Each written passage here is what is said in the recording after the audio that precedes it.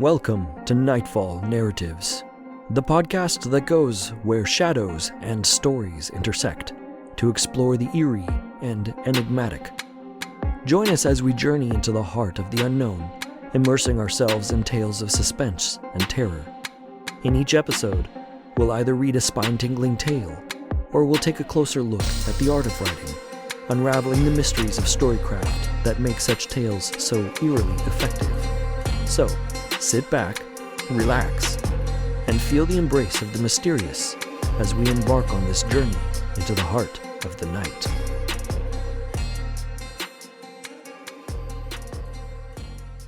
Welcome back once more, my friends, to Nightfall Narratives, with me, your nightly narrator, R. Douglas Patton. In today's episode, we will discuss and analyze the final Chapter 3 of the Call of Cthulhu by H.P. Lovecraft, with a specific focus on the archetype of Hallucinations and Nighmares as it pertains to the story. Alright, buckle up for a trip into the psychological maze that is the madness from the sea in Part 3. We're diving headfirst into the archetype of hallucinations and nightmares, a true roller coaster of the mind. So imagine this. You're sailing on the sea, waves crashing, and suddenly, out of the mist emerges the eerie, tentacled horror from the depths. That's the madness from the sea. Not just a physical monstrosity, but a psychological whirlwind that messes with your sanity. In this part of the tale, Lovecraft doesn't just serve up horror on a plate.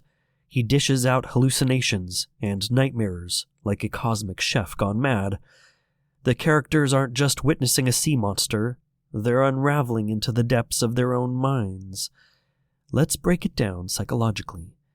Hallucinations are like reality taking a coffee break, leaving you to grapple with distorted perceptions.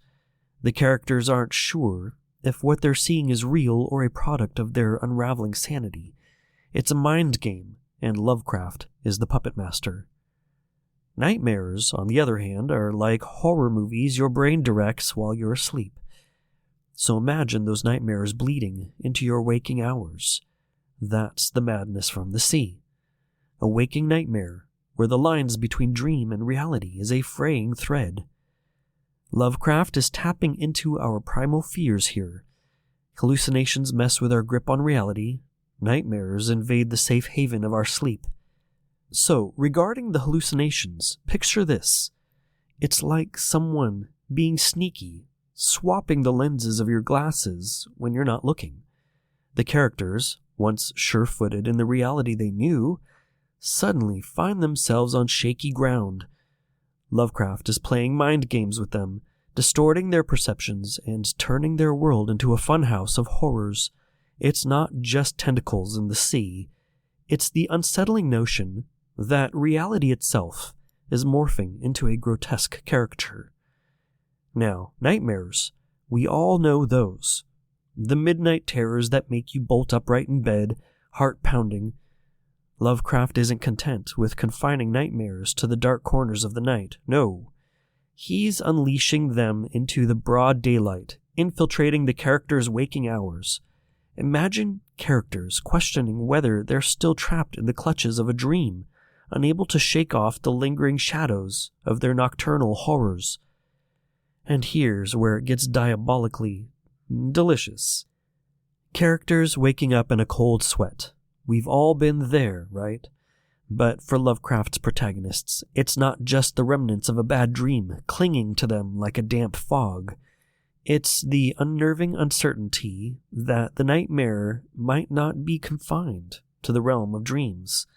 The sea monster, that cold truth, might be lurking just beyond the veil of sleep, ready to pounce on their waking reality. It's a psychological assault orchestrated with surgical precision.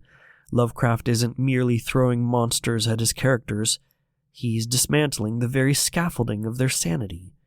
Characters are left teetering on the precipice of their own minds, unable to discern whether the horrors they face are products of their imagination or tangible threats lurking in the shadows. And here's the kicker. It's not just about the characters within the story. Lovecraft is inviting readers to take a stroll on the thin line between nightmare and reality. It's an immersive experience where the stability of the world we thought we knew becomes a fleeting illusion. The erosion of mental fortitude isn't confined to fictional minds. It seeps into the reader's psyche, leaving an indelible mark on the way we perceive the boundary between the real and the imagined. In essence, Lovecraft isn't just telling a horror story, he's orchestrating a symphony of fear that resonates within the recesses of our own minds. It's a testament to the power of psychological horror, the kind that leaves you questioning the solidity of your reality long after you've closed the book. And that's the beauty, or horror, of the archetype. It preys on the fragility of the human mind, plunging characters into a psychological abyss, because it's not just tentacles and roars, it's the unraveling of minds, the dance between reality and nightmare, and the unsettling feeling that the sea monster might not be the only thing lurking in the shadows. Your own fears might be sailing alongside. All right, so now let's talk a little bit about the personal psychology behind the archetype of hallucinations and nightmares, because, well, let's face it, we can all go down that rabbit hole in our own minds. So, think about hallucinations. Not the trippy, psychedelic kind, but the subtle, sneaky whispers of doubt. It's like that moment when you're sure you left your keys on the table, but suddenly they're not there. Your grip on reality wavers. Are you losing it? Is your mind playing tricks? It's that unsettling feeling of the ground shifting beneath you. As individuals, our minds are both fascinating and tricky. Hallucinations mess with our sense of what's real. Ever had that moment when you thought you saw a shadow move in the corner of your eye, but when you turned, there was nothing? Your mind played a little trick on you. It's like the fine line between reality and imagination blurs for a split second. Now, nightmares. We're all familiar with those midnight horror shows that your brain directs while you're catching some Z's. It's not just about the monsters under the bed, but rather it's about waking up in a cold sweat, heart racing, and wondering if the nightmare has somehow seeped into the daylight. They're the wild side of our subconscious. Ever wake up from a dream so vivid, so intense, that it takes a while to shake off the eerie feeling? That's the residue of your brain's midnight thriller. The monsters might not be real, but the emotional aftermath certainly is. The personal psychology here is a wild ride. We all grapple with the uncertainty that comes with hallucinations and nightmares. Our minds are these incredible storytellers, but they're also mischievous pranksters. They make us question, doubt, and occasionally lose a bit of our grip on reality. But here's the thing. It's perfectly normal. It's the intricate dance of our psyche, the way our brain navigates the vast landscapes of imagination and reality. It's not about being on the brink of madness, it's about the fascinating, sometimes eerie, playground of our own minds.